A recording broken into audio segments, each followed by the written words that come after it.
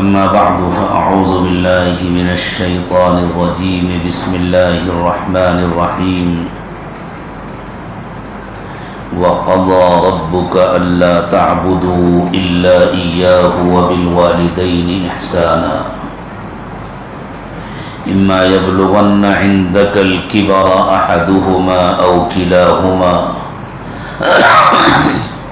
فلا تقل لهما أف ولا تنهرهما وقل لهما قولا كريما واخفض لهما جناح الذل من الرحمة وقل رب ارحمهما كما ربياني صغيرا ربكم أعلم بما في نفوسكم إن تكونوا صالحين فإنه كان للأوابين غفورا وآت ذا القربى حقه والمسكين وابن السبيل ولا تبذر تبذيرا إن المبذرين كانوا إخوان الشياطين وكان الشيطان لربه كفورا سبحان ربك رب العزة عما يصفون وسلام على المرسلين والحمد لله رب العالمين اللهم صل على سيدنا محمد وعلى آل سيدنا محمد وبارك وسلم اللهم صل على سيدنا محمد وعلى آل سيدنا محمد وبارك وسلم اللهم صل على سيدنا محمد وعلى آل سيدنا محمد وبارك وسلم ساری دنیا کو اللہ نے بنایا ہے، جس کو جو کچھ دیتے ہیں اللہ دیتے ہیں، جس سے لیتے ہیں اللہ لیتے ہیں۔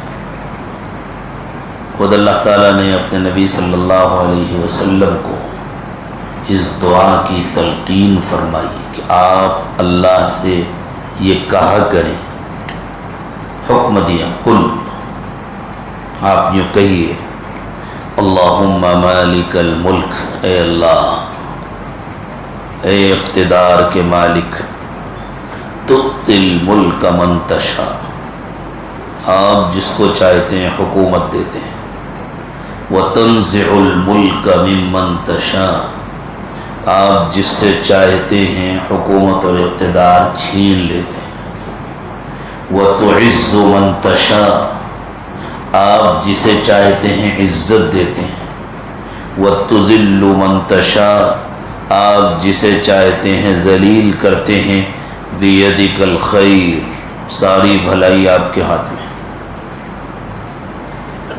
تو کرنے والے تو اللہ ہیں۔ آگے بڑھنے سے پہلے ایک بہت اہم معنوی پہلو کی جانب متوجہ کرو۔ دیکھیں اللہ تعالیٰ نے اس دعا میں جوڑوں کا تذکرہ کیا، ملک دینا لینا، تو جس کو ملک ملتا ہے اس کو خوشی ہوتی ہے، جس سے چھنتا ہے اس کو غم ہوتا ہے، جس کو ملتا ہے وہ آباد ہوتا ہے، جس سے چھنتا ہے وہ برباد ہوتا ہے۔ عزت دینا اور ذلیل کرنا، جس کو عزت ملتی ہے وہ خوش ہوتا ہے، جو ذلیل ہوتا ہے وہ غمگین ہوتا ہے، اور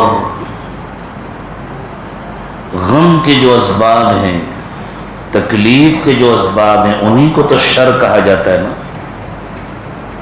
اور خوشی کے، راحت کے، آبادی کے جو اسباب ہیں انہی کو خیر کہا جاتا ہے۔ تو خیر بھی اللہ کے ہاتھ میں ہے، شر بھی اللہ کے ہاتھ میں ہے۔ اسی لیے اللہ کے رسول صلی اللہ علیہ وسلم نے ایمان کا جو تفصیلی اعتراف سکھایا ہے،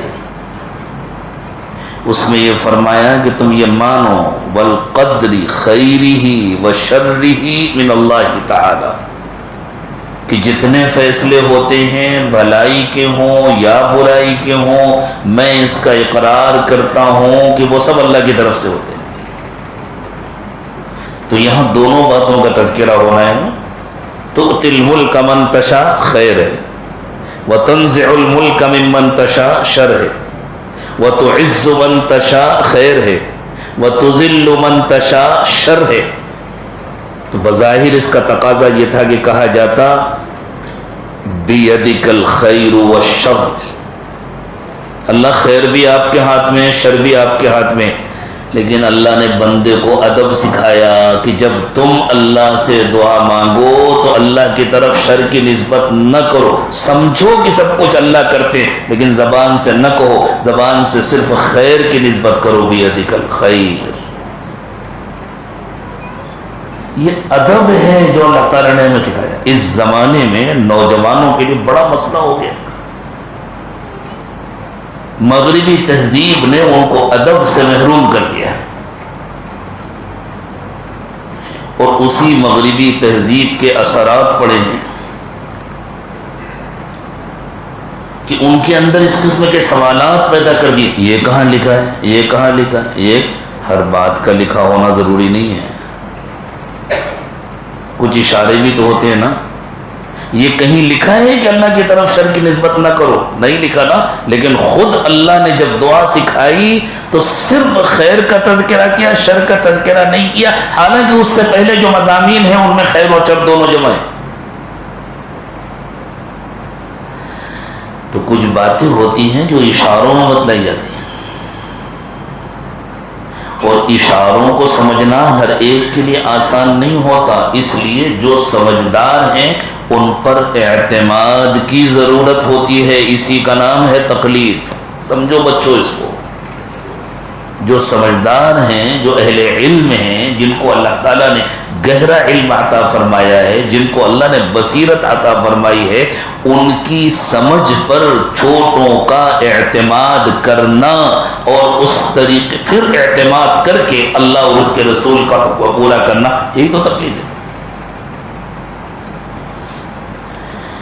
بات درمیان میں ایک نکل آئی اس لیے میں نے عرض کر دیا۔ تو سب کچھ اللہ کرتے ہیں، ہم کو اور آپ کو پیدا بھی اللہ نے کیا، اور روزی بھی اللہ ہی دیتے ہیں، کشادہ بھی اللہ کرتے ہیں، تنگ بھی اللہ کرتے ہیں۔ یبسط الرزق لمن یشاء ویقدر، جس کے لیے چاہتے ہیں روزی کو کشادہ کر دیتے ہیں، جس کے لیے چاہتے ہیں روزی کو تنگ کر دیتے ہیں۔ یہ تو ہے اصل حقیقت، لیکن اللہ تعالیٰ نے بغیر کسی مجبوری کے، کسی کے دباؤ کے بغیر، اپنی منشا سے، اپنے ارادے سے، اپنی حکمت بالغہ کے مطابق اس دنیا کو دارالاسباب بنایا۔ پھل درخت میں پیدا ہوتے ہیں، اللہ چاہتے تو جنت سے ڈائریکٹ بھیج دیا کرتے، اور جب چاہا بھیجا۔ حضرت مریم کے لیے آتے تھے نا، اللہ تعالیٰ نے خود ارشاد فرمایا کلما دخل علیہا زکریا المحراب وجد عندها رزقا، کہ حضرت زکریا علیہ السلام جو حضرت مریم کے سگے خالو تھے اور مربی بھی تھے، سرپرست بھی تھے، کیونکہ حضرت مریم کے والد کا تو ان کی پیدائش سے پہلے انتقال ہو گیا تھا۔ تو بیت المقدس میں جہاں باقاعدہ سالکین کے لیے، زیر تربیت افراد کے لیے حجرے بنے ہوئے تھے، یہی خانقاہ کا تصور ہے۔ مسجد عبادت خانہ، اس کے ساتھ کچھ حجرے جس میں وہ لوگ جو زیر تربیت ہیں وہ آئیں، قیام کریں، رہیں، دین سیکھیں، اللہ اللہ کریں۔ تو وہ حجرے بنے ہوئے تھے، حجرے کو محراب کہتے ہیں۔ یہ جو ہماری مسجد کی محراب ہوتی ہے نا، جس میں امام صاحب کھڑے ہوتے ہیں، یہ تو بہت بعد میں نام پڑا ہے۔ اصل میں وہ مسجدوں کے ساتھ کنارے کنارے چھوٹے چھوٹے جو حجرے بنے ہوتے تھے ان کو محراب کہتے تھے، جیسے بعض مسجدوں میں ابھی بھی معتکفین کے لیے بنا دیے جاتے ہیں۔ عام طور سے تو ایسا ہوتا ہے، شاید آپ کے یہاں بھی ایسی ہوتا ہوگا کہ پردے وغیرہ ڈال کر کے معتکفین کے لیے وقتی طور پر حجرے نما بنا دیا جاتا ہے، لیکن بعض جگہوں پر ہم نے دیکھا کہ وہ کنارے پر چھوٹے چھوٹے حجرے اس طرح بنے ہوئے ہیں کہ سامنے دروازے نہیں لگے ہوئے، پردے ڈال دیے جاتے ہیں، حجرہ ہو جاتا ہے، ان میں دروازے بھی لگ سکتا ہے۔ تو ایسے مسجد اقصیٰ کے ساتھ جو سالکین کے لیے، عبادت گزاروں کے لیے حجرے بنے ہوئے تھے، اس حجرے کو محراب کہتے ہیں۔ تو حضرت زکریا علیہ السلام نے اپنی بھانجی حضرت مریم کو بھی ایک حجرہ دے دیا تھا، وہ اس میں رہتی تھی۔ چونکہ دوسرے حجروں میں مردوں کا بھی قیام ہوتا تھا، اس لیے حضرت زکریا بڑا اہتمام فرماتے تھے، اگر کسی کام سے باہر جانے لگتے تھے تو اس کو باہر سے لاک کر دیتے تھے، بند کر دیتے تھے، تاکہ کوئی نامحرم اندر نہ جا سکے، کوئی مرد اندر نہ جا سکے۔ حضرت مریم اپنے عبادت میں لگی رہتی تھی، ان کا کوئی کام نہیں تھا باہر۔ ایک دن حضرت زکریا علیہ السلام تشریف لائے، تالا کھولا، دروازہ کھولا، اندر آئے تو دیکھا بھانجی تو مصلے پر ہیں، اللہ کی یاد میں ہیں، اور بغیر موسم کے تازے تازے پھل رکھے ہوئے ہیں۔ اس زمانے میں کہیں بغیر موسم کا پھل ہو اس کا تصور نہیں کیا جا سکتا تھا، کولڈ اسٹور تھوڑی ہوتے تھے، یہ تو بہت بعد کی ایجاد ہے نا کولڈ اسٹور وغیرہ۔ ایسا ٹرانسپورٹ سسٹم بھی نہیں تھا کہ کسی اور علاقے سے آگے ہوں، ایسا ہوتا ہے دنیا میں۔ جیسے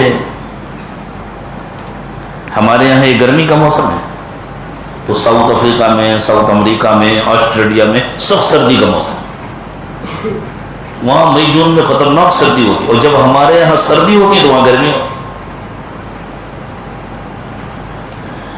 تو جب ہمارے یہاں سردی ہوتی ہے تو وہاں آم پیدا ہوتا ہے، چونکہ وہ گرمی کا موسم ہوتا ہے۔ اور اس زمانے میں دنیا میں ٹرانسپورٹ اتنا فاسٹ ہو گیا ہے کہ اب ایک ملک کا پھل دوسرے ملک پہنچ جاتا ہے، لیکن اس زمانے میں تو جو پھل جہاں کا ہے وہیں ملتا تھا، بس دور تو جا نہیں سکتا تھا۔ تو حضرت زکریا علیہ السلام کو حیرت ہوئی، پہلی بات تو یہ کہ اس پھل کا موسم نہیں ہے، اور دوسری بات یہ ہے کہ موسم ہو بھی تو یہ کمرے کے اندر آیا کہاں سے؟ کوئی دوسرا راستہ نہیں ہے، دروازہ میں لاک کر کے گیا ہوں، میں نے اپنے ہاتھ سے آ کر کے کھولا ہے۔ تو انہوں نے پوچھا بیٹا یہ پھل کہاں سے آئے؟ انہوں نے کہا خالو اللہ تعالیٰ نے بھیجے ہیں جنت سے۔ اللہ، پھر یہ روز کا معمول ہو گیا۔ علماء جانتے ہیں لفظ کلما کب استعمال ہوتا ہے، کوئی واقعہ ایک مرتبہ ہو اس کو بیان کرنے کے لیے نہیں استعمال ہوتا، جو واقعہ بار بار ہو، ہر بار، بار بار نہیں ہر بار ہو، اس کے لیے کلما کا لفظ استعمال ہوتا ہے۔ میں بہت آسان سا لفظی ترجمہ کرتا ہوں، کلما دخل علیہا زکریا المحراب، جب بھی حضرت زکریا، جب بھی ان کے پاس کمرے میں تشریف لاتے، وجد عندہا رزقا، تو وہاں جنت سے آئے ہوئے پھل رکھے ہوتے۔ تو اللہ تعالیٰ نے حضرت مریم کے لیے جنت سے پھل بھیجے، ہمارے آپ کے گھر میں بھی اللہ بھیج سکتے ہیں، اللہ کے لیے تو کوئی مشکل نہیں ہے، کوئی دشوار نہیں، لیکن اللہ نے ایک نظام بنایا، آم چاہیے تو آم کا درخت لگاؤ، نیم کے درخت میں آم نہیں ملیں گے، جامن کے درخت میں آم نہیں لگیں گے، جامن چاہیے تو جامن کا درخت لگاؤ، آم چاہیے تو آم کا درخت لگاؤ، اس کی دیکھ بھال کرو، اس کی نگرانی کرو، اس کی ایک عمر ہوگی، اس کے بعد اس پہ پھل آئیں گے، اس کا ایک موسم ہوگا، ایک سیزن ہوگا، اس سیزن میں آئیں گے، اور جس دن پھل آئیں گے اسی دن کھانے کے قابل نہیں ہو جائیں گے، انتظار کرنا پڑے گا، جب وہ بڑے ہو جائیں، ان کا سائز مکمل ہو جائے، پکنے کے قابل ہو جائیں، تب ان کو توڑو، پھر رکھو، پھر پکاؤ، پھر کھاؤ۔ اللہ تعالیٰ اس سب کے محتاج نہیں ہے، لیکن دنیا اللہ کی، اللہ جو چاہے کرے۔ ہم بندے ہیں، ہمیں کوئی حق نہیں کہ ہم اللہ کے کسی کام پر اعتراض کریں. اللہ آپ جیسے دے دیں آپ کی مہربانی. آپ پکے پکائے جنت سے دے دیں تو آپ کی مہربانی، آپ درختوں کے ذریعے دے تو آپ کی مہربانی. اور اس کے ساتھ ساتھ اللہ تعالیٰ نے فرمایا یہ یاد رکھنا کہ ہم ہی دیتے ہیں، درخت نہیں دیتے ہیں، ہم ہی دیتے ہیں، زمین نہیں دیتی ہے. اسی لیے اللہ تعالیٰ نے فرمایا کسانوں تم کھیتی کرتے ہو زمین میں، تمہیں نظر آتا ہے کہ غلہ زمین سے تم کو مل رہا ہے، تمہیں نظر آتا ہے کہ پھل جن درختوں میں لگے ہیں وہ زمین میں اگے ہیں، وہ زمین سے ہیں، ان سے زمین کے ذریعے تمہیں مل رہا ہے. وَفِي السَّمَاءِ رِزْقُكُمْ وَمَا تُوعَدُونَ، لیکن تمہارا رزق اصل میں آسمان سے آتا ہے، یعنی اللہ کے حکم سے آتا ہے. اس کے باوجود جب اللہ تعالیٰ نے دنیا کو دارالاسباب بنایا تو اس کی اجازت نہیں دی کہ کسی ضرورت مند کی، کسی محتاج کی کوئی مدد کرے اور وہ پلٹ کے کہے آپ کا کیا کمال ہے، یہ پیسے تو اللہ میاں نے بنائے ہیں، آپ کے تھوڑی ہیں، اللہ کے ہیں، آپ کے ہوتے تو ہم آپ کا شکریہ ادا کرتے. نہیں، حکم دیا گیا جو مدد کرے، جو تعاون کرے اس کا شکریہ ادا کرو. الجزاء الاحسان الا الاحسان، جس نے بھلائی کی تم بھی اس کے ساتھ بھلائی کرو، اور کم سے کم بھلائی یہ ہے کہ اس کے لیے خیر کی دعا تو کرو، اس کو جزاک اللہ تو کہو. جزاک اللہ ایک دعا ہے کہ آپ نے میرے ساتھ جو بھلائی کی اللہ تعالیٰ اس کا بدلہ آپ کو عطا فرمائے. تو جو بھلائی کرے اس کے ساتھ بھلائی کرو. یہ حکم دیا رسول اکرم صلی اللہ علیہ وسلم نے کہ ذرا اپنے دل بڑے رکھو، ذرا اپنے اخلاق بلند کرو. اگر کوئی تمہارے ساتھ برائی کرے تو اسے نظر انداز کرو، معاف کر دو. لیکن اگر تمہارے ساتھ کوئی بھلائی کرے تو تم بھی اس کے ساتھ بھلائی کرو. اللہ کے رسول صلی اللہ علیہ وسلم کا معمول یہ تھا کہ اگر آپ کو کوئی ہدیہ پیش کرتا آپ بھی اس کو کوئی نہ کوئی ہدیہ دیتے، آپ کی کوئی خدمت کرتا تو آپ بھی اس کو کچھ نہ کچھ عطا فرماتے. سب سے بڑی عطا تو یہ ہے کہ آپ خوش ہو کر اللہ سے دعا کر دیں، کام بن جائے گا. آج بھی اگر کوئی درود پاک کا ہدیہ بھیجتا ہے اللہ کے نبی صلی اللہ علیہ وسلم اس کے لیے دعا فرماتے ہیں. اس لیے بزرگوں نے فرمایا کام اٹکے ہوں تو درود پڑھو. کچھ مخصوص درود بھی بتلائے انہوں نے اپنے تجربے سے. کام اٹکے کیوں؟ جب تم درود کا تحفہ بھیجو گے تو اللہ کے نبی صلی اللہ علیہ وسلم کی روح تمہاری طرف متوجہ ہوگی اور آپ اللہ تعالیٰ سے تمہارے لیے دعا مانگیں گے، تمہارے کام بنیں گے، اللہ تعالیٰ تمہارے کام بنا دیں گے. تو یہ دنیا دارالاسباب ہے، اور اسباب کی دنیا میں اللہ کا حکم ہے کہ ہر محسن کا حق ادا کرو، ہر محسن کے ساتھ بھلائی کرو، ہر محسن کے احسان کو مانو، اس کو تسلیم کرو. اور اسباب کی دنیا میں کسی انسان کے سب سے بڑے محسن اس کے والدین ہیں. یقیناً زندگی دینے والے اللہ ہیں. اللہ کی مرضی کے مطابق نہ کوئی پیدا ہوتا ہے نہ کوئی مرتا ہے. محیی بھی اللہ ہیں، ممیت بھی اللہ ہیں، زندہ کرنے والے بھی اللہ ہیں، مارنے والے بھی اللہ ہیں. لیکن اللہ کے بنائے ہوئے نظام کے مطابق ہماری پیدائش کا سبب والدین ہے. والدین کے ذریعے زندگی ملی ہے، والدین کے ذریعے وجود ملا ہے. اور اس میں سب سے اہم کردار تو ماں کا ہے، جس نے ایک طویل مدت تک بوجھ اٹھایا ہے، ایسی تکلیفیں برداشت کی ہیں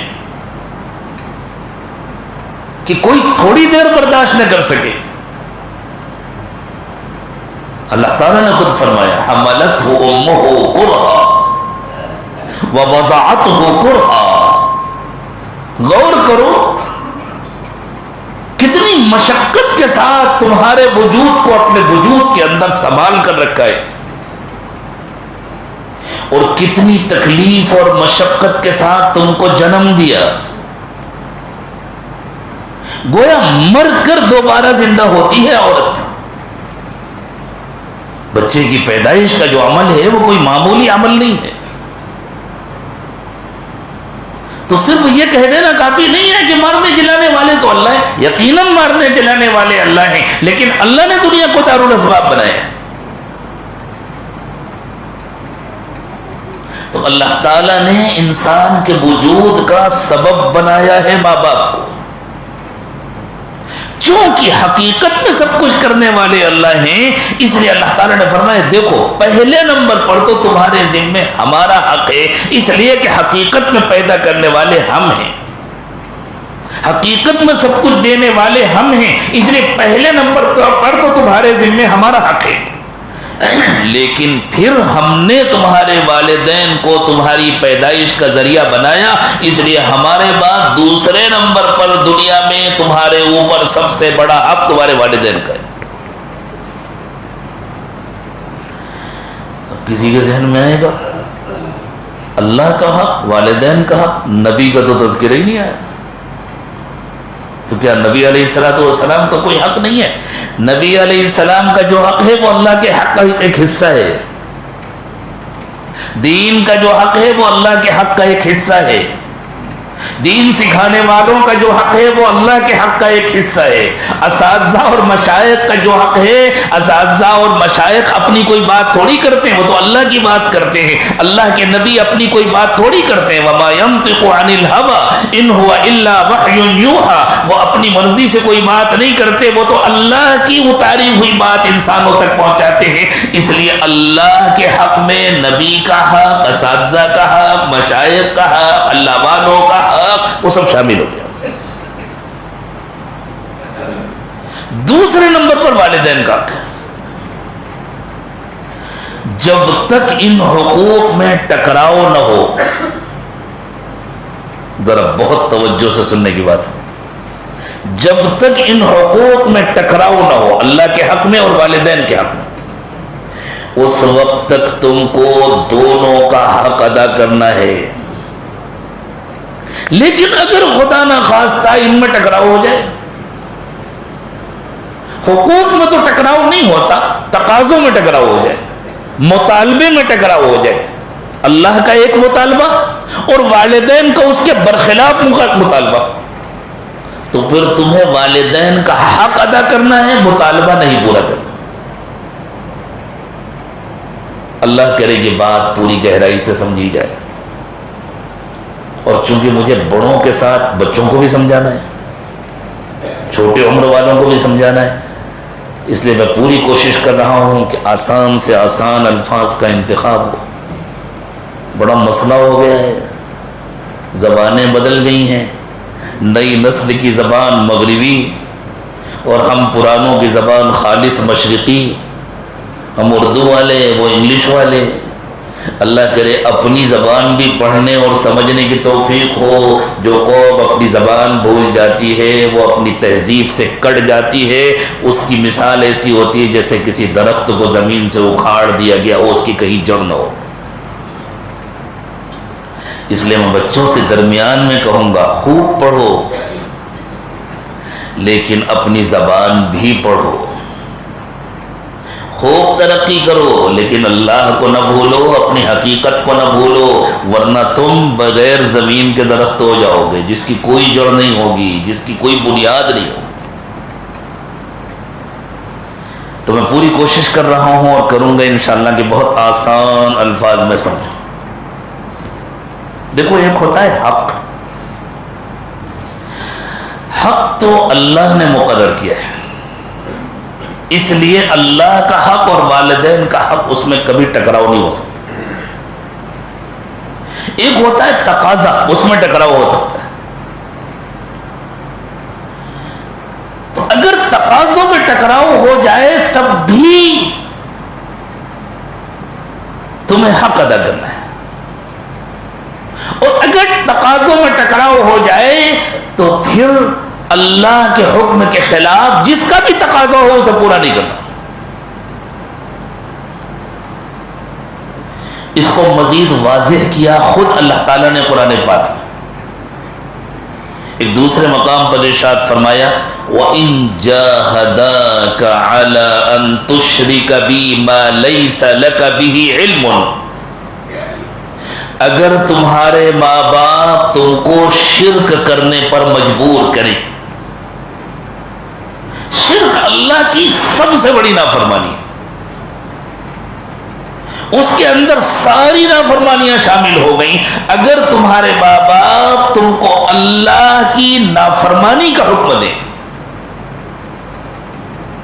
انہیں حق نہیں ہے کہ وہ اس کا حکم دیں، اس لیے کہ ان کو ماں باپ بھی تو اللہ ہی نے بنایا نا، خود ان کو بھی تو اللہ نے پیدا کیا، اور ان کے گھر میں تم کو اللہ نے پیدا کیا۔ کوئی ماں باپ اپنی مرضی سے ماں باپ بن جاتے ہیں، کتنے بیچارے ہیں جو اولاد سے محروم ہیں، اللہ سب کو اولاد عطا فرمائے، محرومی سے سب کی حفاظت فرمائے، علاج کرتے پھرتے ہیں، دعائیں کرتے پھرتے ہیں، جب تک اللہ نہیں چاہتے اس وقت تک اولاد نہیں ہوتی۔ کتنے جن کی اولادیں بچپن میں فوت ہو جاتی ہیں، اللہ سب کے بچوں کی حفاظت فرمائے، کوئی بچا پاتا ہے؟ تو بسا اوقات ماں باپ کو بڑا اس کا ظلم ہوتا ہے، ہم بڑے ہیں، ہم جو کہیں وہ کرنا چاہیے، ہم ماں باپ ہیں، ماں باپ کا حق اللہ نے مقرر کیا ہے، تو تم بھی تو اللہ کا کہنا مانو، تم بھی تو اللہ کی بات مانو، اللہ کے حکم کے خلاف اللہ نے کچھ نہیں مقرر کیا۔ تو اللہ تعالیٰ نے فرمایا اگر ماں باپ تم سے شرک کرانا چاہیں، شرک اللہ کا کی سب سے بڑی نافرمانی ہے، شرک اللہ کی نظر میں سب سے بڑا گناہ ہے، باقی نیچے کے گناہ سب اس کے اندر آ گئے۔ کوئی بھی گناہ کرنے کا حکم دے فلا تطعهما، مت ماننا ان کی بات، کہہ دینا ابا ہمیں بھی ہم کو بھی اللہ نے پیدا کیا، آپ کو بھی اللہ نے پیدا کیا، اور آپ کو باپ اللہ نے بنایا، مجھے بیٹا اللہ نے بنایا، میں اللہ کا کہنا مانوں گا، لیکن اس کے باوجود تمہیں بدتمیزی کرنے کی اجازت نہیں ہے۔ اللہ، وہ گناہ کا حکم دے ماننا نہیں ہے، لیکن ان سے سخت لہجے میں گفتگو نہیں کرنا، وہ بار بار تمہیں گناہ کا حکم دے تو تمہیں ان کو گھر سے نہیں نکالنا، تمہیں ان کا خرچ نہیں بند کرنا، تم کو ان کا علاج نہیں بند کرنا، تم کو ان کی خدمت نہیں چھوڑنی، ان کا سر دباؤ، ان کا پیر دباؤ، ان کو وقت میں دوا کھلاؤ، وہ جھنجلا کر کے تمہیں بار بار کچھ کہیں، ناراض و خاموش سن لو، کرو وہ جو اللہ کا حکم ہے، اور یہ بھی اس لیے کرو کہ یہ بھی اللہ کا حکم ہے، ان کا کہنا نہ مانو یہ بھی اللہ کا حکم ہے، اور ان کے ہاتھ پیر دباؤ یہ بھی اللہ کا حکم ہے۔ اللہ کی نافرمانی کرنے کے لیے جو ان کا کہنا ہو اس کو ہرگز مت مانو، اور ان کے ساتھ خاموشی کے ساتھ حسن سلوک کرتے رہو، ان کی ڈانٹ ڈپٹ سن لو، اپنے اندر برداشت پیدا کرو، یہ بھی اللہ کا حکم ہے۔ وَإِن جَاهَدَاكَ عَلَىٰ أَن تُشْرِكَ بِي مَا لَيْسَ لَكَ بِهِ عِلْمٌ، اگر وہ لوگ تمہیں شرک کرنے پر مجبور کریں، تم سے اصرار کریں، اور اللہ کے ساتھ کسی کو شریک کیا ہی نہیں جا سکتا، کوئی علمی دلیل نہیں ہے کسی چیز کو بھی اللہ کے ساتھ شریک کرنے کی، فلا تطعهما، تو خبردار ان کا کہنا نہ ماننا، لیکن وصاحبهما فی الدنیا معروفا، دنیا میں ان کے ساتھ ہمیشہ بھلائی کرتے رہنا، پھر ان کا کہنا نہ ماننا تو کس کے راستے پر چلنا؟ وَاتَّبِعْ سَبِيلَ مَنْ أَنَابَ إِلَيَّ، جن کے دل میری طرف متوجہ ہیں، جو میرا کہنا مانتے ہیں، ان کے راستے پر چلنا، اہل حق کے راستے پر چلنا، سچائی سکھانے والے علماء اور مشائخ کے راستے پر چلنا، اس سے ماں باپ ہٹانا چاہیں ہرگز نہ ہٹنا، اس سے روکنا چاہیں ان کی بات ہرگز نہ ماننا، لیکن انہیں پلٹ کر سخت جواب نہ دینا، ان کو گالیاں نہ دینا، وہ کمزور ہو گئے تو ان کو گھر سے نہ نکالنا، ان کی خدمت کرنا، ان کے دوا علاج کا انتظام کرنا، ان کے کھانے پینے کا انتظام کرنا، ان کو جسمانی خدمت کی ضرورت ہے تو ان کا سر دبانا، ان کا پیر دبانا، ان کے مالش کرنا، جو ضرورت ہے وہ کرنا، اور وہ کہیں ایک طرف اتنی خدمت کرتا ہے، دوسری طرف میں جو کہتا ہوں مانتا نہیں، تو چپ چاپ سن لینا کہ اللہ کا یہی حکم ہے، جواب نہ دینا۔ تو اگر تقاضوں میں ٹکراؤ ہو جائے تب تو اللہ کا کہنا ماننا ہے اور ان کی خدمت کرنا ہے. لیکن اگر تقاضوں میں کوئی ٹکراؤ نہیں ہے، وہ کسی ایسی بات کا حکم نہیں دے رہے جس کے کرنے سے اللہ کی نافرمانی ہوتی ہے، تو پھر تمہاری ذمہ داری ہے کہ تمہیں ماں باپ کا کہنا ماننا ہے، تم کو اچھا لگے یا برا لگے. تمہیں اس میں راحت ہو یا تھوڑی سی مشقت ہو، تمہیں مشقت برداشت کرنی ہے. اور جب ان کا کہنا ماننے میں مشقت ہو تو یہ سوچو بچپن میں ہم کو کھلانے پلانے کے لیے باپ نے کتنی مشقتیں برداشت کی ہیں، اور ہم کو جنم دینے کے لیے ماں نے کتنی مشقتیں برداشت کی ہیں، اور مشقتوں کے مقابلے میں ہماری تھوڑی سی مشقت کی کیا حیثیت ہے؟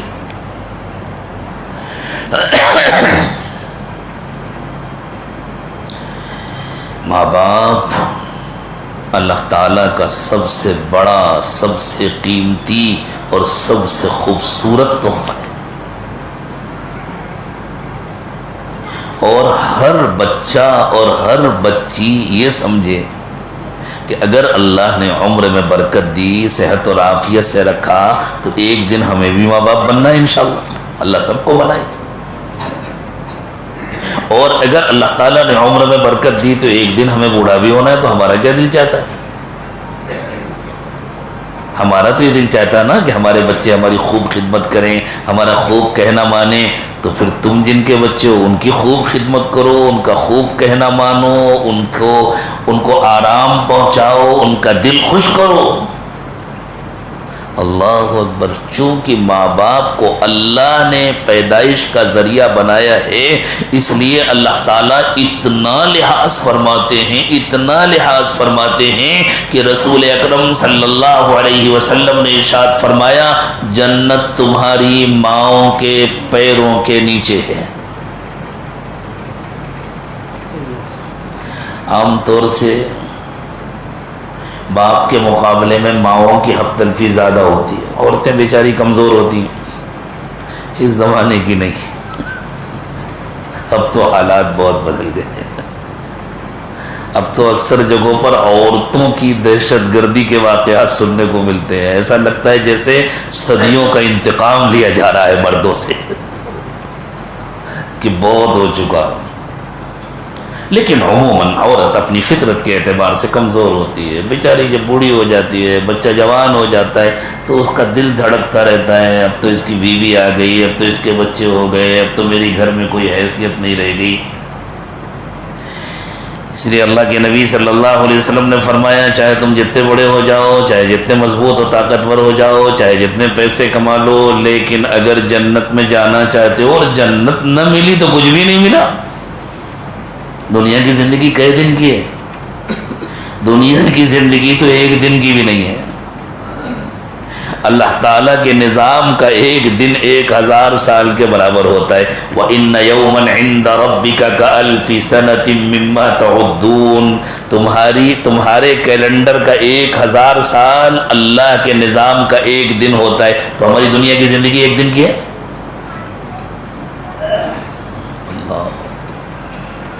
اگر 1000 سال کا دن مان لیا جائے اور پھر عام طور سے اس زمانے میں جو 60 70 80 سال کی عمریں ہوتی ہیں اس کو تقسیم کیا جائے تو آپ کسی وقت بیٹھ کر کے حساب نکال لیجئے گا کہ کئے منٹ کی ہے دنیا کی زندگی. اسی لیے اللہ تعالیٰ نے فرمایا کہ جب قیامت کے دن اٹھیں گے تو انہیں لگے گا کأنہم یوم یرونہا لم یلبسوا الا عشیۃ او ضحاہا. جب قیامت کی ہولناکیوں کو اپنی آنکھوں سے دیکھیں گے تو انہیں لگے گا ہم تو دنیا میں ایک دن بھی نہیں رہے، ہم ایک صبح یا ایک شام گزار کر آ گئے، اور ہم تو دنیا میں آئے ہیں جنت بنانے کے لیے. انسان تو اصل میں جنت کی مخلوق ہے نا. ہمارے ماں باپ حضرت آدم اور حضرت حوا علیہم السلام کی پیدائش تو جنت میں ہوئی تھی. انسانوں کی ساری روحیں تو جنت میں پیدا کی گئی تھی. ایک واقعے کا ذکر کیا ہے اللہ تعالیٰ نے کہ ایک موقع پر اللہ نے ساری روحوں کو جمع کیا تھا. یوں فرمایا سارے انسانوں کو جمع کیا تھا اور ان سب کو ایک ساتھ جمع کر کے اللہ نے ایک سوال کیا تھا، اپنی ربوبیت کا اقرار کرایا تھا، وَإِذْ أَخَذَ رَبُّكَ مِنْ بَنِي آدَمَ مِنْ ظُهُورِهِمْ ذُرِّيَّتَهُمْ وَأَشْهَدَهُمْ عَلَىٰ أَنفُسِهِمْ أَلَسْتُ بِرَبِّكُمْ۔ یہ تو سب کو معلوم ہے یہ واقعہ دنیا میں نہیں ہوا اور ہو بھی نہیں سکتا دنیا میں، اس لیے کہ دنیا میں کوئی دن نہ ایسا آیا ہے نہ قیامت تک ایسا آئے گا جس میں حضرت آدم علیہ السلام کی ساری اولاد ایک ساتھ زندہ موجود ہو۔ اور دنیا سے پہلے ہم کہاں تھے؟ جنت میں تھے۔ یہ روحیں حضرت آدم اور حضرت حوا کے دنیا میں آنے سے پہلے سب جنت میں تھی، تو یہ واقعہ جنت میں ہوا۔ اور یہ سب کچھ اللہ تعالیٰ نے جنت میں اس لیے کیا، اللہ چاہتے تو ڈائریکٹ حضرت آدم کو دنیا میں ہی پیدا کر دیتے، جنت میں پیدا کر کے نیچے بھیجنے کے بجائے اللہ چاہتے تو یہیں پیدا کر دیتے، وہاں پیدا کر کے اور تمام روحوں کو وہاں پیدا کر کے۔ اصل میں اللہ تعالیٰ انسانی فطرت میں جنت کی طلب پیدا کرنا چاہتے تھے کہ ایک مرتبہ جنت کا مزہ مل جائے۔ آپ دیکھیں کہیں شادی میں جاتے ہیں تو گھر سے کھانا کھا کے تو نہیں جاتے نا، اس لیے کہ وہاں دعوت ہے۔ آرام سے جاتے ہیں، گاڑی سے اترتے ہی جیسے ہال میں داخل ہو اور کھانے کی خوشبو ناک میں آئی تو ایسا لگتا ہے جیسے بھوک کھل گئی، پھر تو دل چاہتا ہے بس جلدی سے ٹیبل پر ہمیں موقع مل جائے۔ اور اگر کچھ لا کر کوئی چکھاتے کہ صاحب آج کا یہ کھانا ہے پکا، یہ چکھ لیجیے آپ اور ذرا 20 منٹ انتظار کیجیے، تو یہ 20 منٹ کئی صدیوں کے برابر ہوتے ہیں، جس پر گزرتی ہے اسی کو معلوم ہوتا ہے۔ مزہ مل جانے کے بعد انتظار کرنا بہت مشکل ہوتا ہے، مزہ مل جانے کے بعد تو انسان جلدی کرتا ہے۔ عام طور سے یوں سمجھا جاتا ہے، ذرا پڑھے لکھے بچے توجہ سے اس بات کو سنیں، عام طور سے یہ سمجھا جاتا ہے کہ انسان کی فطرت یہ ہے کہ اس کو ایک حالت اچھی نہیں لگتی۔ گھر کا کوئی ڈیزائن ہے بہت پرانا ہو گیا تو کہتے ہیں اب ذرا چینج کرنا ہے، بہت دن ہو گیا ایک ہی جیسا دیکھتے دیکھتے۔ نئی گاڑی لیتے ہیں اور 2-4 سال گزرتے ہیں کہ نہیں بھائی وہ فلاں ماڈل بہت اچھا ہے وہ لینا ہے، فلاں موبائل بہت اچھا ہے وہ لینا ہے، کوئی ایک حالت میں چین نہیں ہے۔ یوں سمجھا جاتا ہے انسان فطری طور پر بے چین ہے، وہ کسی ایک چیز کو بہت دنوں تک پسند نہیں کرتا، تو پھر جنت میں ہمیشہ کیسے رہے گا؟ جنت کو ہمیشہ کیسے پسند کرے گا؟ یہ فطرت نہیں ہے کہ وہ کسی ایک چیز کو ہمیشہ پسند نہیں کرتا، بات کو گہرائی سے سمجھا نہیں گیا۔ انسان کی فطرت یہ ہے کہ وہ کمال حاصل کرنا چاہتا ہے، کسی بھی چیز کا کمال چاہتا ہے۔ کیوں؟ اس لیے کہ پہلے اس کو جنت میں پیدا کیا گیا تھا، جنت کی باکمال زندگی اور جنت کی ہر نعمت مکمل ہے، اس کا وہ مزہ چکھ کر کے آیا ہے، اور دنیا کی ہر نعمت نامکمل ہے، ہر نعمت دنیا کی نامکمل ہے۔ بڑی سے بڑی قیمتی سے قیمتی کار کا جب کوئی نیا ماڈل آتا ہے تو وہ اعلان کرتے ہیں پچھلے ماڈل میں یہ کمیاں تھیں، ان کو دور کر دیا گیا، یعنی اس بات کا اعتراف کہ ہمارا پچھلا ماڈل کامل نہیں تھا، ناقص تھا، اب ہم نے یہ کامل بنایا ہے، اور اگلے 1-2 سال کے بعد پھر کہتے ہیں وہ بھی ناقص تھا، اب کامل بنایا ہے۔ ہر کمپنی اپنے ہر پروڈکٹ کے ناقص ہونے کا اعتراف کرتی ہے۔ دنیا میں کوئی نعمت کامل نہیں ہے، اور انسان کو طلب کامل کی ہے، اس لیے کسی چیز میں انسان کی زیادہ دن طبیعت نہیں لگتی، اس کو خوب سے خوب تر کی تلاش ہوتی ہے، اس کو اس سے بہتر کی تلاش ہوتی ہے۔ جیسے ڈھلان میں پانی کسی جگہ رکتا نہیں ہے، وہ آگے بڑھتا چلا جاتا ہے، جب تک اس کو برابر زمین نہ مل جائے اس وقت تک وہ بڑھتا رہتا ہے، جب تک سمندر میں نہ پہنچ جائے اس وقت تک پانی بہتا رہتا ہے۔ بالکل اسی طرح انسان خوب سے خوب تر کی تلاش میں لگا رہتا ہے، جب جنت میں پہنچے گا تو اس کی فطرت کو جس چیز کی تلاش تھی وہ مل جائے گی، اس لیے اس کو پسند آ جائے گی، اس کے بعد اس کو کسی نئی چیز کی تلاش نہیں۔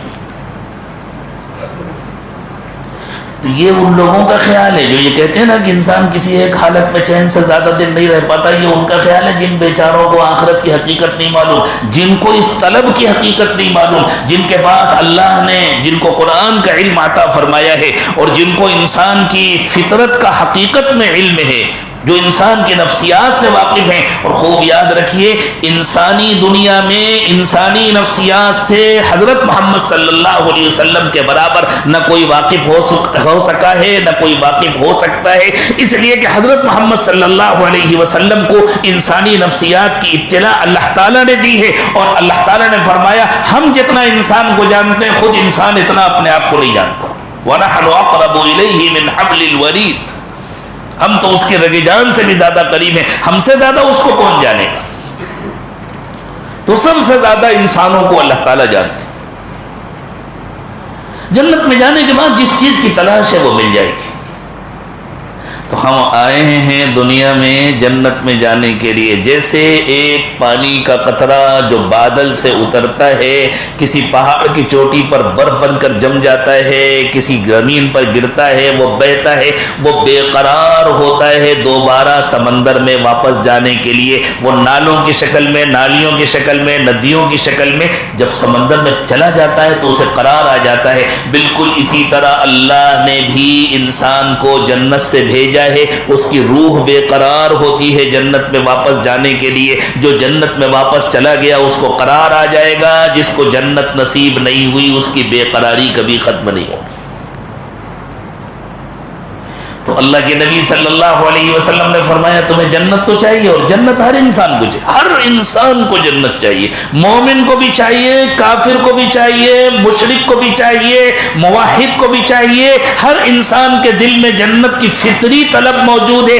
اسی لیے دنیا میں جو لوگ آخرت کو نہیں مانتے، جو اللہ کو نہیں مانتے، وہ بھی بیچارے اپنی جنت بنانے میں لگے رہتے ہیں. وہ سمجھتے ہیں بے حساب دولت کما لیں گے تو جنت بن جائے گی، تو فراڈ کرتے ہیں، دھوکے بازیاں کرتے ہیں. وہ سمجھتے ہیں بہت جائیداد ہو جائے گی تو گویا ہماری جنت بن جائے گی. یعنی ان کے اندر جس چیز کی تلاش ہے وہ سمجھتے ہیں اس میں مل جائے گا، اس میں مل جائے گا، اس میں مل جائے گا. اور اگر دنیا کا سارا سامان مل جاتا ہے اور پھر بھی ان کی تلاش پوری نہیں ہوتی تو بیچارے مایوس ہو کر خودکشی کر لیتے. اسی لیے دنیا میں سب سے زیادہ دولت مند خودکشی کرتے ہیں. میڈیا یہ دکھاتا ہے غریب لوگ خودکشی کرتے ہیں، فقیر لوگ خودکشی کرتے ہیں. میڈیا یہ دکھاتا ہے کہ بیچارے کسان اپنے قرض سے پریشان ہو کر کے خودکشی کرتے ہیں. میڈیا حقیقت نہیں دکھاتا، میڈیا حقیقت چھپاتا ہے. اس زمانے کا جو میڈیا ہے وہ انسانوں کو حقیقت بتلانے کے لیے نہیں ہے، انسانوں سے حقیقت چھپانے کے لیے. سچائی یہ ہے کہ سب سے زیادہ تعداد دنیا میں خودکشی کرنے والوں کی دولت مندوں کی ہے. جو بیچارے سمجھتے ہیں دنیا میں ہماری جنت بنے گی، نہیں بنتی. آخرت کا ان کو یقین نہیں ہے، اس لیے مجبور ہو کر وہ زندگی کی جنگ ہار جاتے ہیں. جو کامل ایمان والا ہے وہ چاہے فاقہ کرے اور چاہے حضرت سلیمان علیہ السلام کی طرح وقت کا بادشاہ بن جائے، وہ کبھی خودکشی نہیں کرتا. اس لیے کہ چاہے جتنا مل جائے اس کا دل دنیا سے نہیں لگتا، اسے تو جنت کی طلب ہوتی ہے. اللہ کی نعمت ہے، اللہ کا احسان ہے، اللہ نے عطا فرمایا. اور اگر اللہ تعالیٰ نے محروم کر دیا تو وہ سمجھتا ہے اللہ کی نعمت ہے، اللہ جس کو چاہے دے، جس کو چاہے نہ دے. اللہ آپ نہیں دینا چاہتے نہ دیں، لیکن مجھے جنت سے محروم نہ کیجیے گا، بس وہاں جا کے میں سب کچھ لے لوں.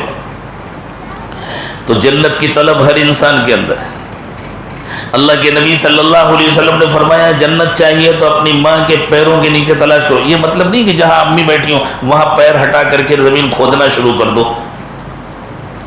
پیر جسم کا سب سے نچلا حصہ ہوتا ہے. پیروں کی طرف اشارہ کر کے، پیروں کا تذکرہ کر کے یہ کہا گیا ان کی خدمت کرو،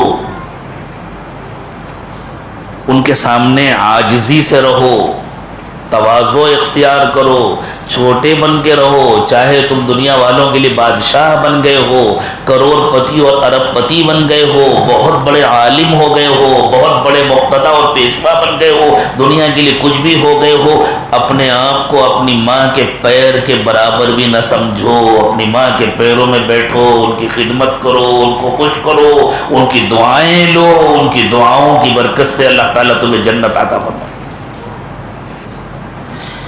اور فرمایا اور باپ کو اللہ نے جنت کا دروازہ بنایا ہے. گیٹ کھلے گا تب اندر جاؤ گے نا. باپ کو اللہ نے جنت کا دروازہ بنایا ہے، اس لیے باپ کا کہنا مانو، باپ کی خدمت کرو. ماں کے حقوق زیادہ بیان فرمائیں اس لیے کہ ماں عموماً کمزور ہوتی ہے. باپ کے پاس تو پھر بھی کم از کم بیٹا کاروبار کر رہا ہے، لیکن قانونی حقوق باپ کے ہیں.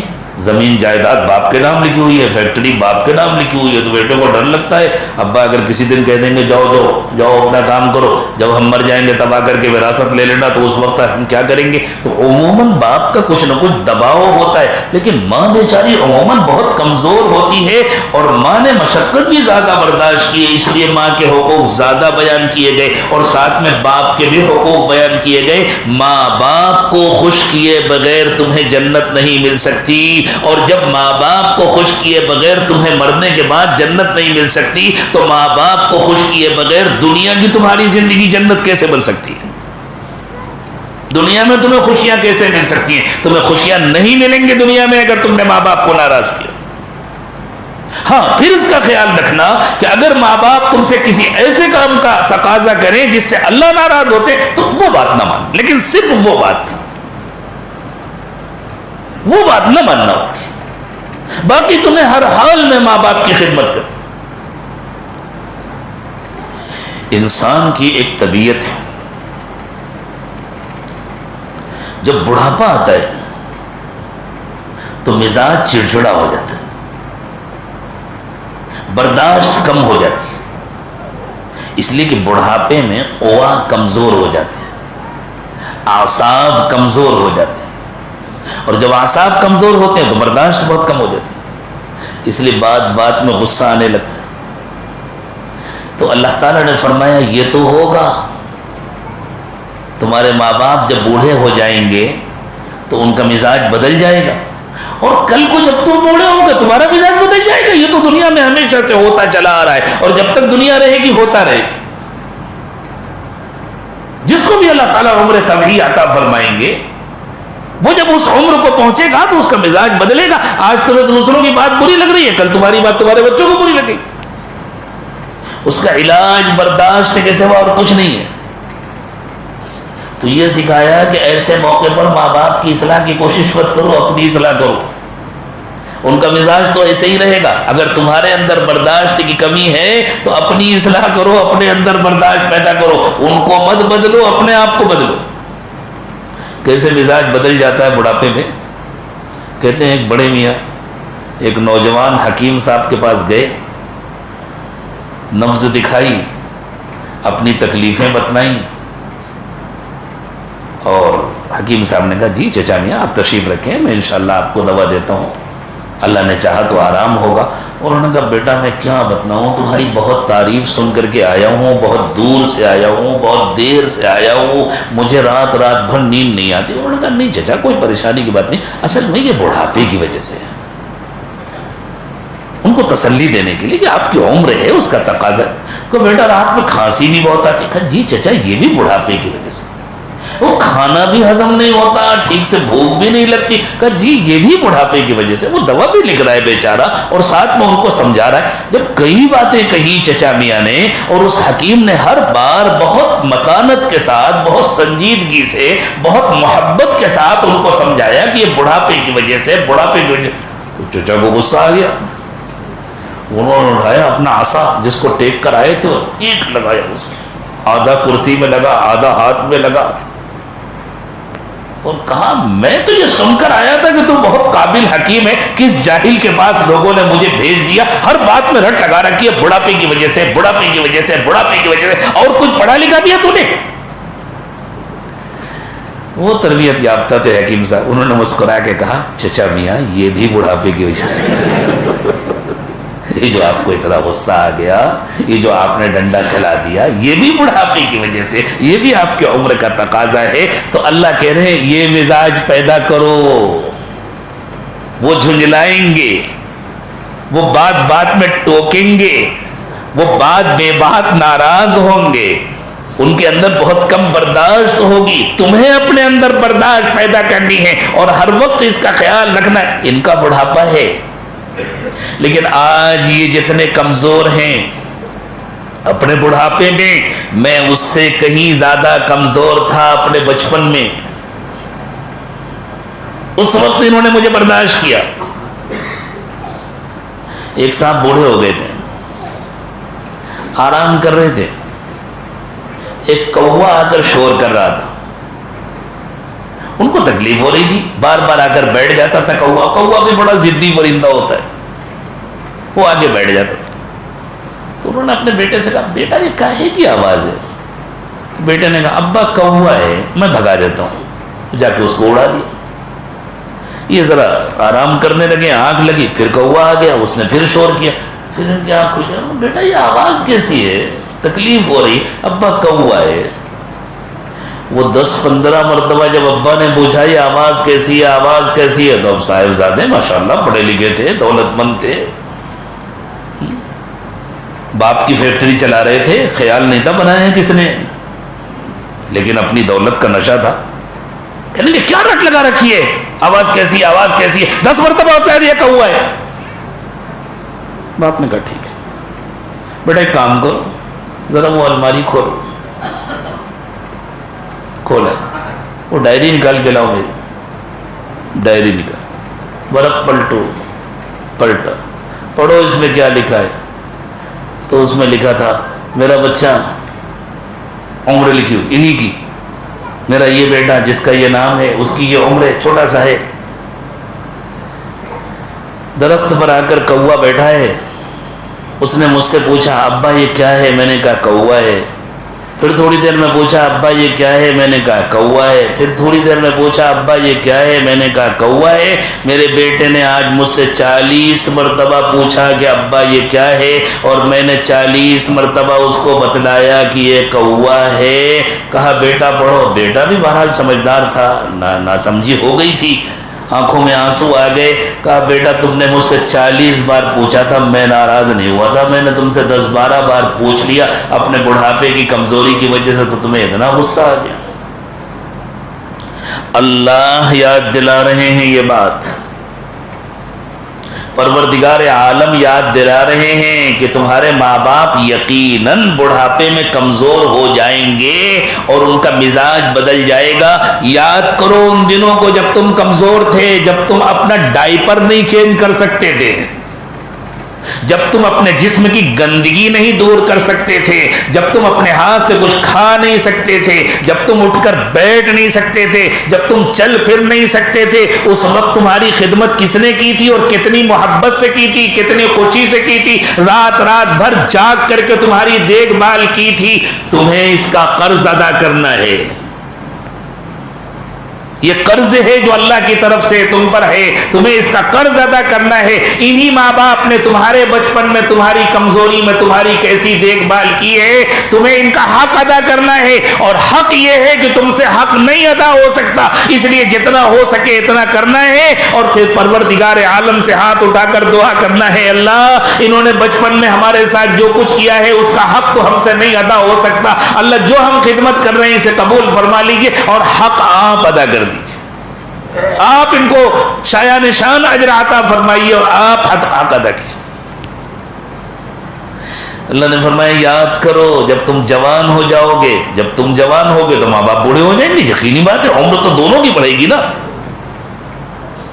تو جب تم جوان ہوگے تو تمہارے ماں باپ بوڑھے ہو جائیں گے. اب اگر بڑھاپے میں تم کو دونوں ملے یا کوئی ایک ملا، کسی ایک کو اللہ نے اگر پہلے اٹھا لیا، ایک باقی ہے، یا دونوں ہیں، اما یبلغن عندک الکبر احدہما او کلاہما، اگر تمہارے سامنے ان میں سے کوئی ایک یا دونوں بوڑھے ہو جائیں، فلا تقل لہما اف، تو تم ان سے اف بھی نہ کہنا. اف کچھ کہنے کو نہیں کہتے، اف کہتے کہتے رک جانے کو کہتے. اف کب کہتا ہے آدمی؟ کسی بات پر بڑی ناگواری ہوئی، بڑا غصہ آیا اور دل چاہا کہ میں پلٹ کے جواب دوں، لیکن کیا کریں اللہ میں نے منع کیا ہے. تو بس آدمی اپنے کو جب روکتا ہے تو جیسے تیز رفتار گاڑی میں اچانک بریک لگائی جائے تو آواز ہوتی ہے نا، اسی طرح کہنے کا دل چاہ رہا ہے اور انسان اپنے اوپر بریک لگا لیتا ہے، تو جو آواز ہوتی ہے وہ ہے اف. روک لیا اف. اللہ نے فرمایا اگر تم نے اف کیا اور جس سے یہ ظاہر ہوا کہ تم کچھ کہنا چاہتے تھے تم نے نہیں کہا، ان کا نازک دل اس سے بھی دگ جائے گا، تمہیں اس کی بھی اجازت نہیں ہے. اس کی بھی اجازت نہیں ہے کہ تم ان کا اتنا دل توڑو. فلا تقل لهما اف، جب تمہیں اف کرنے کی اجازت نہیں ہے تو پھر گالی گلوچ کی کہاں اجازت ہو سکتی، ڈانٹ ڈپٹ کی کہاں اجازت ہو سکتی ہے. ولا تنہرهما، اس لیے ان کو جھڑکنا بھی نہیں.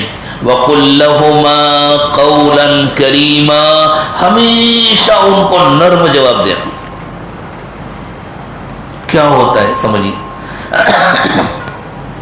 بیٹا جوان ہو گیا، گھر کی ذمہ داری ہے، کام کی مصروفیات ہیں، اور اس زمانے کے جو مسائل ہوتے ہیں، فلاں جگہ سے آرڈر ہے اس کو پورا کرنا ہے، فلاں جگہ سے پیمنٹ لینا ہے، فلاں یہ کرنا، اتنے مسائل ہوتے ہیں. سب کو معلوم ہے، جو کاروباری نوجوان ہیں ان کو معلوم ہے کتنے مسائل ہوتے ہیں. گھر سے نکلنے لگے، ابا نے کہا بیٹا میری دوا لیتے آنا. جی ابا ٹھیک ہے میں لے لوں. وہ دن بھر ایسے مسائل میں گرے کہ بول گئے. اب جب گھر میں واپس آئے تو تھکے ہوئے آئے، جانے کی ہمت نہیں ہے، اور پلٹ کے جائے بھی تو میڈیکل اسٹور بند ہو چکا ہوگا. ابا نے پوچھا بیٹا دوا لائے؟ ابا میں بھول گیا تھا. یقینی بات ہے، باپ نے دن بھر انتظار کیا تو باپ کو تو غصہ آئے گا، اور یہ بیچارہ جان بوجھ کے تو بولا نہیں. تب اس نے بہت نرمی سے کہا ابا میں معافی چاہتا ہوں، میں بالکل بھول گیا تھا، مجھے معاف کر. کل میں انشاءاللہ جب جاؤں گا نا پہلے آپ کی دوا لوں گا، اس کے بعد کچھ کام کروں گا. اور یہی نیت کر لی اس نے. دوسرے دن جب گھر سے نکلا تو اس کا ارادہ تھا پہلے میڈیکل اسٹور جا کے دوا لوں. اچانک کسی پارٹی کا فون آ گیا، اسے وہاں جانا پڑ گیا، اب بھول گیا. اب پھر دن بھر کی مصروفیات ہو گئی. اب دوسرے دن جب بغیر دوا لیے آئے گا تو باپ کا پارا کتنا ہائی ہوگا. اب یہ کب تک برداشت کرے گا؟ اب اس کو غصہ آ گیا. آپ کو تو وہ سمجھ میں نہیں آتا، آپ کو تو معلوم نہیں گھر کیسے چلتا ہے. آپ کو پتا ہے بجلی کا بل کتنا آیا ہے، آپ کو پتا ہے فلاں چیز کا اتنا بل ہے، اتنے اخراجات ہیں، کتنی محنت کرنی پڑتی ہے مجھے، آج کل کاروبار کے کیا حالات ہیں، میں دن بھر اس میں لگا رہتا ہوں، میں بھول گیا ہوں، کل بھی آپ کو بتلایا تھا، میں کیا کروں. کیا ہوگا؟ تمہارا بوڑھا باپ تمہیں پلٹ کے کوئی جواب نہیں دے سکے گا، لیکن اس کا دل ٹوٹ جائے گا. مجھے دنیا میں کوئی پوچھنے والا نہیں ہے، میرا بیٹا یہ بھی مجھے اس لہجے میں جواب دے رہا ہے، میں کہاں جاؤں. وہ زندگی سے مایوس ہوگا. اللہ نے فرمایا اس کی اجازت نہیں ہے، برداشت کرو برداشت کرو. ٹھیک ہے وہ ناراض ہو رہے ہیں، سر جھکا کر سن لو، خاموش رہو، لیکن تمہیں پلٹ کر سخت جواب دینے کی اجازت نہیں ہے. اور اگر تم نے جواب دیا تو تیار رہو سننے کے لیے، زیادہ دیر نہیں لگے گی، تمہارے بچے جوان ہونے والے، پھر تم سننے کے لیے تیار رہنا. کہتے ہیں پڑھے لکھے نوجوان نے، اس زمانے کا جو فیشن ہے، اپنے بوڑھے باپ سے کہا آپ جائیے اس گھر سے، یہاں آپ کے لیے گنجائش نہیں. باپ نے کہا ٹھیک ہے میں چلا جاتا ہوں، جہاں اللہ چاہیں گے وہاں زندگی کے باقی دن گزار لو. جب باپ جانے لگا، سردی کا زمانہ تھا، تو خیال آیا اب میں نکالنا ہوں ابا کو گھر سے تو کم کمبل تو دے دوں. کہیں ایسا نہ ہو کہ باہر نکلتے ہی سردی کی وجہ سے وہیں ٹھٹر کر مر جائے تو سارا الزام میرے اوپر آئے گا کہ دیکھو باپ کو اس طرح نکال دیا. تو رک جائیے ذرا. رک گیا بیچارہ بوڑھا باپ. اس نے اپنے 9 عمر بچے سے کہا بیٹا اندر جاؤ، اندر کمبل رکھا ہوا ہے، وہ لا کر کے اپنے دادا کو دے دو. بیٹا اندر گیا، آ نہیں رہا. کیا ہوا اتنی دیر ہو گئی؟ ہاں ابا آتا ہوں، ہاں ابا لاتا ہوں. اس کو بڑا غصہ ہے اپنے بیٹے پر، سامنے کمبل رکھا ہوا ہے وہ لے کر کے نہیں آ رہا. تو اس نے جا کر کے کہا یہ سامنے کمبل رکھا ہے تمہیں نظر نہیں آ رہا؟ کہا ابا کمبل تو آتے ہی نظر آ گیا تھا، میں قینچی ڈھونڈ رہا ہوں وہ نہیں نظر آ رہی. کہا قینچی کاہے کے لیے؟ اب بیچارے بچے نے اپنے حساب سے سوچا ابا کے پاس کمبل ہے تو وہ دادا کو دے رہے ہیں، میرے پاس تو کوئی کمبل ہے نہیں، جب میں ابا کو نکالوں گا تو کیا دوں گا، تو آدھا کاٹ کے رکھ لوں. وہ تو چھوٹا ہے نا، اس کو نہیں معلوم کہ مجھے بڑا ہو کر کمانا ہے، میں ایسے 10 کمبل خرید سکتا ہوں. اس نے کہا ابا میں قینچی تلاش کر رہا تھا، اس لیے کہ آپ دادا کو اگر پورا کمبل دے دیں گے تو بڑے ہونے کے بعد جب میں آپ کو اس گھر سے نکالوں گا تو میں کمبل کہاں سے لاؤں گا، اس لیے میں چاہتا تھا آدھا کاٹ کے رکھوں. ہو سکتا ہے یہ واقعہ کسی نے صرف سنانے صرف سمجھانے کے لیے اپنی طرف سے بیان کیا ہو، لیکن میرے دوستو دنیا میں یہی ہوتا ہے. یہ گنبد کی صدا ہے، جیسے گول گنبد ہوتے ہیں نا، اس میں جو بولو وہی سننے کو ملتا ہے. یہ گنبد کی صدا ہے، جیسی کرنی ویسی بھرنی. آج اگر تم نے اپنے ماں باپ کے ساتھ ظلم کیا اور زیادتی کیا، تیار رہو وہ دن دور نہیں ہے جب تمہاری اولاد تمہارے ساتھ یہی کرے گی. اب اگر دل چاہتا ہے کہ ہماری اولاد ہمارے ساتھ ایسا نہ کرے تو پھر تم اپنے ماں باپ کی خدمت کرو، انہیں پھول بنا کر رکھو، پھول اس طرح رکھو کہ تمہاری طاقت ان کی اپنی طاقت بن جائے، تمہاری دولت ان کی اپنی دولت بن جائے، ان کا دل خوش ہو۔ ہم کمزور ہو گئے تو کیا ہوا؟ الحمدللہ ہمارا بچہ تو جوان ہے، ہم کچھ نہیں کر سکتے تو کیا ہوا؟ الحمدللہ ہمارا بچہ کما رہا ہے، ہم جو چاہیں کر سکتے ہیں، ہم جو چاہتے جہاں کہہ دیتے ہیں وہ خرچ کرتا ہے۔ ایک نوجوان صحابی نے اپنے والد صاحب کو خرچ کرنے سے منع کر دیا، آپ بہت زیادہ خرچ کرتے ہیں، میرے سارے پیسے ختم ہو جائیں گے۔ باپ کو بہت تکلیف ہوئی، میں کہاں خرچ کرتا ہوں؟ میں رشتہ داروں میں، ضرورت مندوں میں خرچ کرتا ہوں، فضول تو پیسے ضائع نہیں کرتا۔ تو باپ اپنے بیٹے کو لے کر رسول اکرم صلی اللہ علیہ وسلم کی خدمت میں حاضر ہوئے، اور عرب فطری طور پر شاعر ہوا کرتے تھے، بڑا اعلیٰ ذوق اللہ تعالیٰ نے عربوں کو شاعری کا عطا فرمایا تھا، تو باپ کے جو دل کے جذبات تھے وہ اندر اندر اشعار بن رہے تھے۔ ابھی انہوں نے زبان سے گنگنائے نہیں تھے، بس دل میں سوچے تھے کچھ اشعار۔ حضور اکرم صلی اللہ علیہ وسلم کے پاس آئے، حضور یہ میرا بیٹا ہے، میں نے اس کو پالا پوسا، اب جوان ہو گیا، میرا ہی کاروبار اس کے ہاتھ میں چلا گیا، میری ہی جائیداد اس کے پاس ہے، اب میں اس سے پوچھے بغیر اس کے پیسے خرچ کر لیتا ہوں تو یہ مجھ سے ناراض ہوتا ہے۔ حضور اکرم صلی اللہ علیہ وسلم نے کہا ٹھہرو، پہلے وہ اشعار سناؤ جو تم نے راستے میں کہے تھے، وہ جو تم اپنے دل میں اشعار سوچتے ہوئے آئے تھے، پہلے وہ اشعار سناؤ۔ انہوں نے عرض کیا حضور میں نے تو اپنی زبان سے کہے نہیں، میں نے تو صرف دل میں سوچے تھے، آپ تو اللہ کے رسول ہیں اس لیے آپ کے پاس اللہ تعالیٰ اطلاع دے دیتے ہیں۔ واقعی ہمیں تو روزانہ ایسی باتیں دیکھنے کو ملتی ہیں جس سے ہمارا ایمان اور تازہ ہو جاتا ہے، آپ کی نبوت و رسالت کا یقین بڑھ جاتا ہے۔ اس کے بعد انہوں نے اپنے اشعار سنانے شروع کیے، بیٹے جب تو پیدا ہوا ہمارا تو دل دھڑکتا تھا تیرے لیے، تجھے کھانسی آ جائے تو ہماری نیند اڑ جاتی تھی، تجھے بخار آ جائے تو ہم رات بھر آرام نہیں کر سکتے تھے، ہم نے اس طرح پالا، یہ کیا یہ کیا یہ کیا، اور آج تو بڑا ہو گیا ہے تو تو مجھے روکتا ٹوکتا ہے۔ اللہ کے نبی صلی اللہ علیہ وسلم نے وہ اشعار سنائے جن کا میں نے تھوڑا سا مفہوم عرض کیا ہے۔ حضور اکرم صلی اللہ علیہ وسلم نے جب وہ اشعار سنے تو آپ کی آنکھوں میں آنسو آ گئے، اور آپ نے بیٹے کا گریبان پکڑا، محبت کے ساتھ گریبان پکڑا اور پکڑ کر باپ کے ہاتھ میں دیا، اور بیٹے سے کہا انت ومالک لابیک، تیرا باپ تیرا بھی مالک ہے، تیرے مال کا بھی مالک ہے۔ یہ تربیت تھی اللہ کے نبی صلی اللہ علیہ وسلم کا۔ یہ شریعت کا فیصلہ نہیں ہے، یہ مسئلہ نہیں ہے۔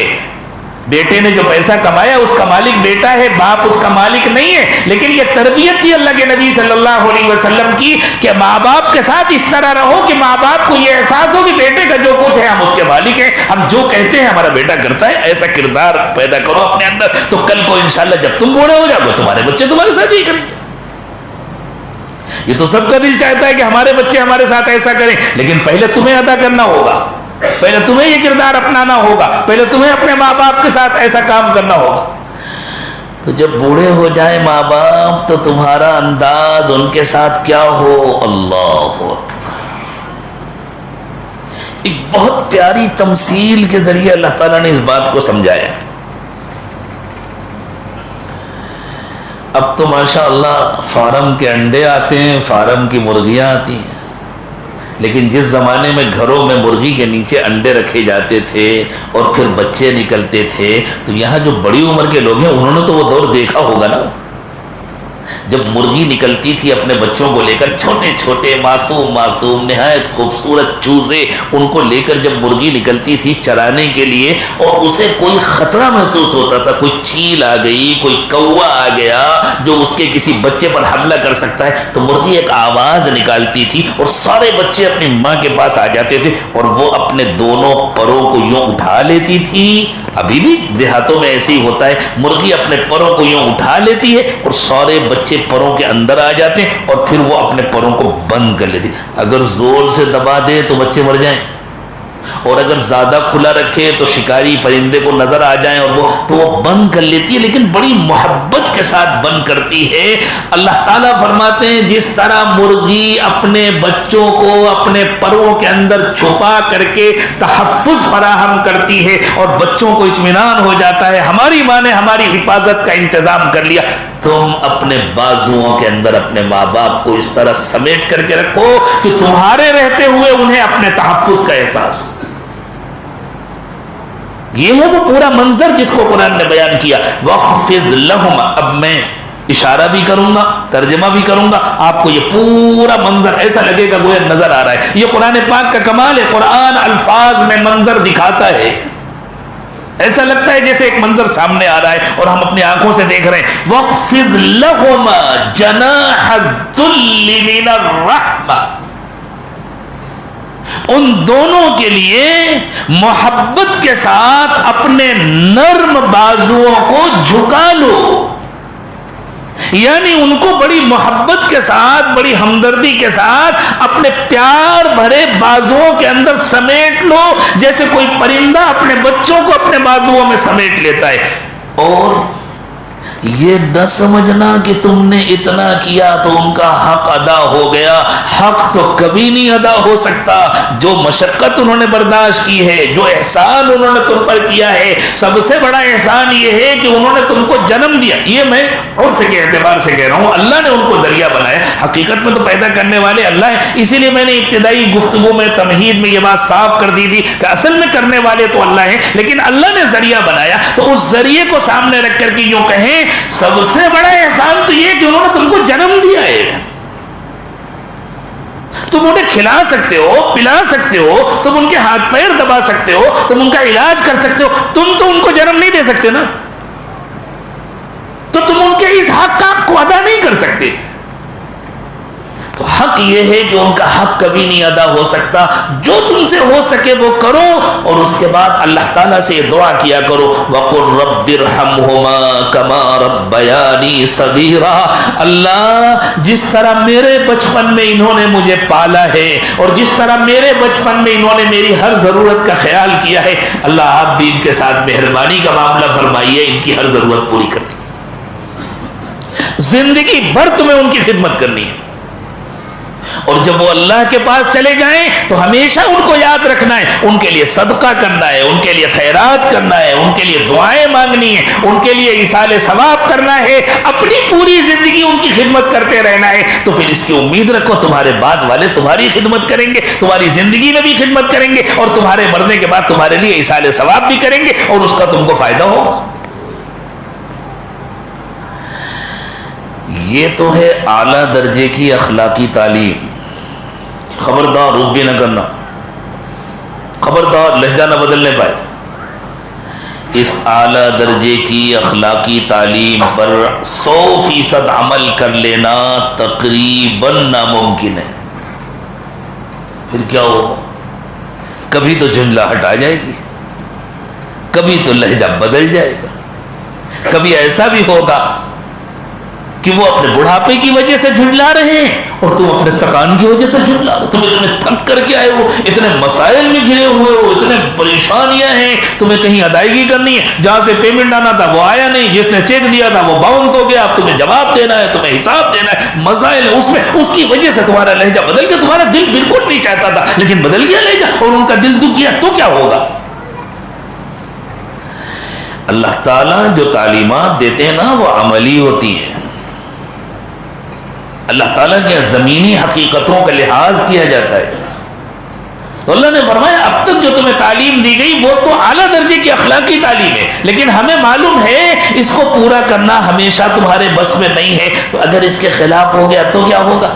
تو اللہ نے فرمایا پھر ہم یہ دیکھیں گے تمہاری نیت کیا ہے، تمہارا دل کیا ہے۔